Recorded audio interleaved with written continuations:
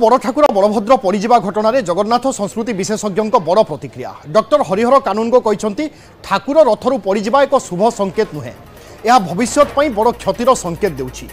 आहुरी मध्य कहते दंड देवार अधिकार बड़ ठाकुर बलभद्रंक पाखरे रहिछि। आत्मीयता सहित सेवा न कले महाप्रभु काहारी को छाड़िबेनी, बड़ ठाकुर काहाकू क्षमा करिबेनी, दंड देबे बोली कहछन्ति से।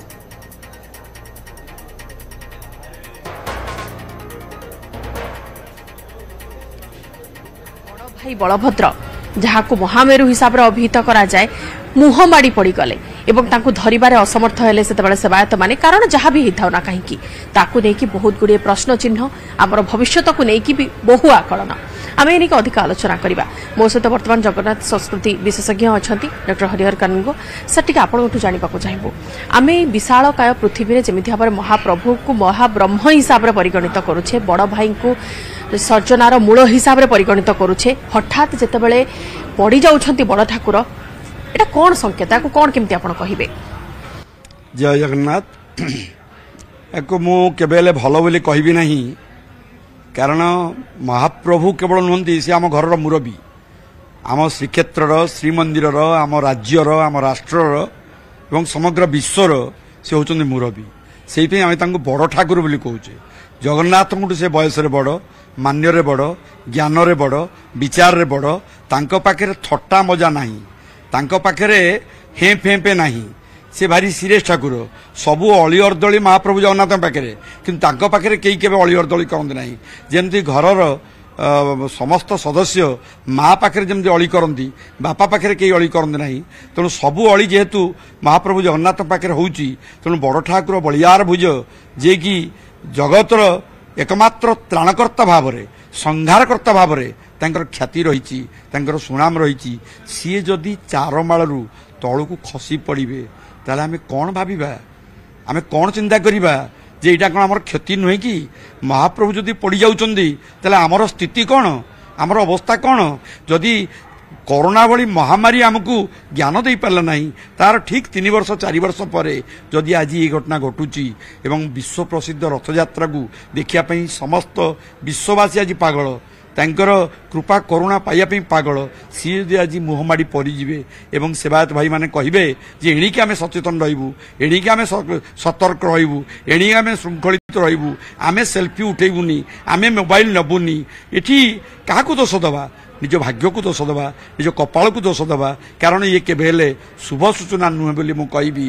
कारण ये कलिहत मानव वर्तमान निजकू निजे बड़ भावुची, जे जहां जे जा 14 पा, कई क्या कथा मानिबा को प्रस्तुत नुहे। गुरु गुरुजन नहीं, बड़ सान मान्य ज्ञान नहीं। ये जो विचार, ये विचार आज प्रत्येक मनीष भीतर हजि जाऊँगी। अहंकार समस्त राजनीति करुँच।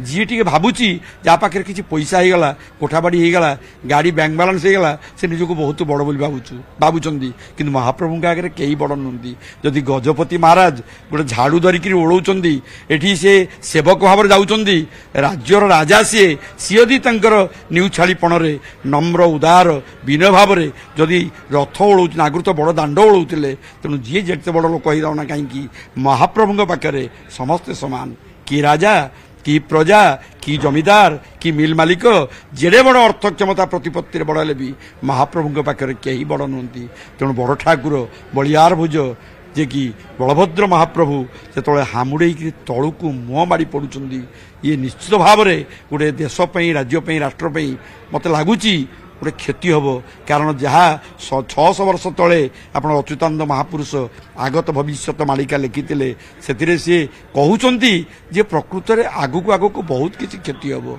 एवं जदि आम एबेठू सुधुर न जावा, निजको परिवर्तन न करिबा, सचेतन न करिबा, आत्मसमीक्षा करी आमर गुणकर्म वृत्ति को परिवर्तन न करिबा, ताले निश्चित भाव में आम दंड पाइबा। अच्छा टिके सर आपन सहित मु भी एकमत, कहीं जिते क्षति कथा आम कहूचे निकट गोटे भिजुआल गोटे भाइराल होता, गोटे लेखा गोटे भाइराल होता, नीलाद्री महोदयर गोटे लेखा भाइराल होता जो निर्दिष्ट भाव में लिखा जाइछि कि जदि एमिति किछि घटना घटुछि, बड़ ठाकुर नुह जदि 3 ठाकुरंक भितर किए भी एमती पड़िजिबार घटना सामना को आसुछि, राज्य पई विपद, देश पई विपद एवं से क्षति भितर दुर्भिक्ष ठू आरंभ करी मृत्यु पर्यंत सबु वर्णना होइछि। आपण ताको कोन केम देखुछन्ति? देखंतु ସେତେବେଳେ ଯେଉଁ ଗ୍ରନ୍ଥ ଲେଖାଯାଉଥିଲା ସେମାନେ ଗୋଟେ ଦିବ୍ୟ ଦୃଷ୍ଟିରେ ଲେଖୁଥିଲେ। ଅଚ୍ୟୁତାନନ୍ଦ ମହାପୁରୁଷ 600 ବର୍ଷ ତଳେ ଲେଖିଥିଲେ ଆଗତ ଭବିଷ୍ୟ ମାଳିକା, ଗୋଟେ ଦିବ୍ୟ ଦୃଷ୍ଟିରେ ଲେଖୁଥିଲେ। ତାଙ୍କୁ ଯାହା ନିର୍ଦ୍ଦେଶ ଆସୁଥିଲା ସେ ଲେଖୁଥିଲେ। ତ ନୀଳାଦ୍ରି ମହୋଦୟ ସେଇଭଳି ଏକ ଗ୍ରନ୍ଥ। ନୀଳାଦ୍ରି ମହୋଦୟର ଅର୍ଥ ହେଉଛି ଗୋଟେ ନୀଳାଦ୍ରିରେ ଗୋଟେ ମାହାତ୍ମ୍ୟ ସେଠି ଲେଖାଯାଉଛି। ତେଣୁ ଏ ପ୍ରକାର ଘଟଣା ଘଟିବାଟା କିଛି ବିଚିତ୍ର ନୁହେଁ। ଏ ପ୍ରକାର ଘଟଣା ଘଟିଛି, ଅତୀତରେ ଘଟିଛି, ଏବେ ମଧ୍ୟ ଘଟୁଛି, ଆଗାମୀ ଭବିଷ୍ୟତରେ ମଧ୍ୟ ଘଟିବ। ତେଣୁ ଏଇଟା ରାଜ୍ୟ ପାଇଁ କେବେ ଶୁଭଙ୍କର ନୁହେଁ। ରାଜ୍ୟର ହିତ ଦୃଷ୍ଟିରୁ ଆପଣ ଦେଖନ୍ତୁ, ନିକଟ ଅତୀତରେ ପୁରୀ ଶ୍ରୀକ୍ଷେତ୍ରରେ ଯେଉଁ ଫନି ବାତ୍ୟା ଗଲା 1920 ମସିହାରେ ଯେଉଁ ଫନି ବାତ୍ୟା ହେଇଥିଲା, ପୁରୀକୁ ଆଗ କ୍ଷତି କଲା। ପୁରୀରେ ତ ମହାପ୍ରଭୁ ଥିଲେ, ତାହେଲେ ପୁରୀରେ କାହିଁ ବାତ୍ୟା ହେଲା? ତେଣୁ ମହାପ୍ରଭୁ ସମସ୍ତଙ୍କର, ପୁଣି କାହାରି ନୁହନ୍ତି। ଯିଏ କାୟ ମନ ବାକ୍ୟରେ ଆତ୍ମସମର୍ପଣ ଭାବ ନେଇକିରି ତାଙ୍କୁ ଯଦି ଉପାସନା ନ କରେ, ସେବା ନ କରେ, ନିଜର ମନୋବୃତ୍ତିର ପରିବର୍ତ୍ତନ ନ କରେ, ତାହେଲେ ନିଶ୍ଚିତ ଭାବରେ ମହାପ୍ରଭୁ କାହାକୁ ଛାଡ଼ିବେ ନାହିଁ, କାହାକୁ କ୍ଷମା କରିବେ ନାହିଁ। କାହିଁକିନା ବଡ଼ ଠାକୁର ସେ କାହାକୁ କ୍ଷମା କରିବେନି। ବରଂ ଜଗନ୍ନାଥ ମହାପ୍ରଭୁ କ୍ଷମା କରିଦେବେ, କିନ୍ତୁ ବଡ଼ ଠାକୁର କାହାକୁ କ୍ଷମା କରିବେ ନାହିଁ। ଦଣ୍ଡ ଦେବେ ହିଁ ଦେବେ। କାରଣ ଦଣ୍ଡ ଦେବାର ଅଧିକାର କେବଳ ମହାରୁଦ୍ର, ଯିଏକି ବଳଦେବ ବଡ଼ ଠାକୁର ତାଙ୍କର ରହିଛି। ତେଣୁ ଏ ଜ୍ଞାନ ଯେପର୍ଯ୍ୟନ୍ତ ଭକ୍ତମାନଙ୍କ ଭିତରେ, ରାଜା ମହାରାଜା ବା ପ୍ରଶାସକମାନଙ୍କ ଭିତରେ, ଯେଉଁମାନେ ଶାସନ ଡୋରି ଧରିଛନ୍ତି ସେମାନଙ୍କ ଭିତରେ ବି ଜ୍ଞାନ ରହିବା ଦରକାର। ଆତ୍ମସମର୍ପଣ, ସମ୍ପୂର୍ଣ୍ଣ ସମର୍ପିତ ପ୍ରାଣରେ ଯିଏ ମହାପ୍ରଭୁଙ୍କୁ କାୟମନ ବାକ୍ୟରେ ସମ୍ପୂର୍ଣ୍ଣ ନିବେଦିତ କରିଦେବ, ଉତ୍ସର୍ଗ କରିଦେବ, ସେତେବେଳେ ଯେ ମହାପ୍ରଭୁଙ୍କର କୃପା ଆଶୀର୍ବାଦ ପାଇପାରିବ। ଅହଙ୍କାର, ସାମାନ୍ୟତମ ଅହଙ୍କାର ରହିଲେ ମହାପ୍ରଭୁ କେବେ ବରଦାସ୍ତ କରିବେ ନାହିଁ। କାରଣ ସବୁବେଳେ ସେ କହୁଛନ୍ତି ମୋତେ ପଛେ ନିନ୍ଦ, ମୋ କୈବଲ୍ୟକୁ ନିନ୍ଦ ନା। ତେଣୁ ଅହଙ୍କାର ଲେଶ ମାତ୍ର ରହିବା ଦରକାର, ଉଚିତ ନୁହେଁ। ସେଇଥିପାଇଁ ସେ ହେଉଛନ୍ତି ଜଗତର ନାଥ ଜଗନ୍ନାଥ ଏବଂ ବଡ଼ ଠାକୁର ବଳଭଦ୍ର, ଜଗଜ୍ଜନୀ କୃପାମୟୀ ମା ସୁଭଦ୍ରା, ଯେଉଁ ଆୟୁଧ ପୁରୁଷ, ଯେଉଁ ଚକ୍ରରାଜ ସୁଦର୍ଶନ ମହାପ୍ରଭୁଙ୍କୁ ଧାରଣ କରିଛନ୍ତି ଜଗନ୍ନାଥ ମହାପ୍ରଭୁଙ୍କର ବାମ ପଟରେ ଆପଣଙ୍କ ରତ୍ନବେଦୀରେ, ସେ ସୁଦର୍ଶନ ମହାପ୍ରଭୁ ହେଉଛନ୍ତି ଯେ ଚକ୍ରାକୃତି ନୁହେଁ, ସେ ହେଉଛି ଦଣ୍ଡ, ଧର୍ମଦଣ୍ଡ। କଳିଯୁଗରେ ମହାପ୍ରଭୁ ଜଗନ୍ନାଥ ଧର୍ମର ଦଣ୍ଡ ଧରିଛନ୍ତି। ସେ ଧର୍ମ କ'ଣ? ଯେ ଆମେ ଠିକ୍ ରହିବା, ଭଲ କାମ କରିବା, ଭଲ ବିଚାର ରଖିବା, କର୍ମ ସତ୍କର୍ମ ହେବା ଦରକାର, ଉଚିତ କର୍ମ ହେବା ଦରକାର, ଉପଯୁକ୍ତ କର୍ମ ହେବା ଦରକାର। କାହାଠୁ ପଇସା ଖାଇବା ନାହିଁ। ବ୍ରହ୍ମସ୍ୱ, ରାଜସ୍ୱ, ଦେବସ୍ୱ ଆକୁ କେବେ ହେଲେ ଅପହରଣ କରିବା ଉଚିତ ନୁହେଁ। ଏ କଥା ମଣିଷ ଜାଣିଛି, ତା ସତ୍ତ୍ୱେ ପ୍ରତ୍ୟେକ ଦିନ ମଣିଷ ବ୍ରହ୍ମସ୍ୱ, ରାଜସ୍ୱ ଏବଂ ଦେବସ୍ୱ ଅପହରଣ କରୁଛି ଏବଂ ଛଡ଼େଇ ନେଉଛି, ଚିତା କାଟୁଛି, ଠକୁଛି। ଯିଏ ଯାହାକୁ ଯେତେ ଠକି ପାରିବ ସେ କଳିଯୁଗରେ ବଡ଼ ହେଉଛି। କିନ୍ତୁ ସେଇଠି ଆମର ଲୋକ କଥାରେ କୁହାଯାଇଛି, ଅଧର୍ମ ବିତ ବଢ଼େ ବହୁତ, ଗଲାବେଳେ ଯାଏ ମୂଳ ସହିତ। ତେଣୁ କିଏ କାହାକୁ ଠକିବ? କେବଳ ଆମେ ଜନ୍ମଠୁ ମୃତ୍ୟୁ ଭିତରେ କେବଳ କର୍ମ କରିବା ପାଇଁ ଜନ୍ମ ହୋଇଛେ। ସେ କର୍ମ ହେଉଛି ସତ୍କର୍ମ,